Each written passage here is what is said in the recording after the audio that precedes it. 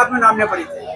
રસિક રોહિત મારું નામ છે, ભીમ આર્મી જિલ્લા અધ્યક્ષ। આજ રોજ અમે આણંદ મહાનગરપાલિકામાં છે। મહાનગરપાલિકામાં આવવાનું કારણ અમારું એ છે, થોડા દિવસ પહેલા મહાનગરપાલિકાના વિચારો એવા થયા તો ભાઈ કોઈ એક એરિયો છે, એરિયાની અંદર આ લોકોએ ડિમોલેશન કરવાનું જે નોટિસ લગાવી જાહેરમાં અને એક ધમકી પણ આપી તો આ તમે 2 દિવસમાં ખાલી કરી નાખો ને કે બુલડોઝર ચલાવીશું। હાલ અમારી એક માંગણી છે, ઘરના સામે ઘર આપો ને કે મહા આંદોલનની તૈયારી અમારી છે। બીજું આપણે જે વાત કરતા હોય તો ભાઈ આ લોકો તલાવના જગ્યા ઉપર દબાણ કરેલું છે, તો આખા આણંદ જિલ્લામાં કેટલા તલાવો છે અને તલાવ ઉપર કેટલા મોટા મોટા દબાણો છે, શું તમે ખાલી કરાવી શકશો?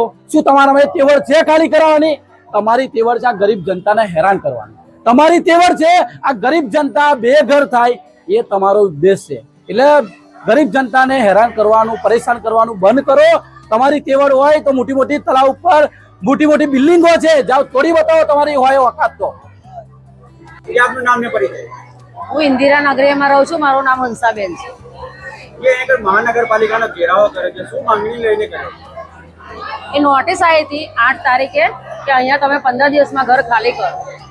હવે અમે અહીંયા આગળ 70 વર્ષથી રહીએ છીએ, 70 વર્ષથી અમે બધા જૂના ઘડિયા બી અહીંયા આગળ રહી ચૂક્યા છે અને અમારા સ્થાનિક અહીંયા જ છે, બરોબર છે।